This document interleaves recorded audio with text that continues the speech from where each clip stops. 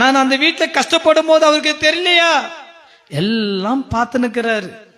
நீ படுற பாடு, தூக்கம் இல்லாம கஷ்டப்படுகிறது, சரீரத்துல வலி வேதனையோடு நீ அவதிப்படுகிறது, கடன் தொல்லையில அவமானத்திலே சிக்கி தவித்து கொண்டு இருக்கிறது, வாங்கின கடனை கொடுக்க முடியாம நீ பல விதத்தில் நொந்து கொண்டிருக்கிறது, வீட்டுல பல பிரச்சனைகள், பல போராட்டம், சமாதான இன்மையினால கஷ்டப்பட்டு கொண்டிருக்கிறது, யாருக்கும் சொல்ல முடியாம சொன்னாலும் பிரயோஜனம் இல்லை, சொன்னாலும் நமக்கு தான் அவமானம் நிந்த, யாரை நம்பி சொல்றது, அவங்க 4 பேருக்கு போய் சொல்லிடுவாங்களோன்னு பல விதத்துல பல பிரச்சனைகள் எல்லாம் மனதில் வைத்து மிகுந்த பாடுகள் மத்தியில் வாழ்ந்து கொண்டிருக்கிறீங்களா?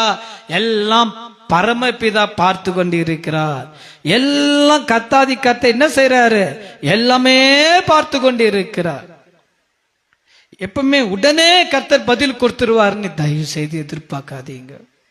ரொம்ப தாமதமாய் பதில் கொடுப்பாரு அப்படின்னு அப்பாவை எடை போடாதீங்க.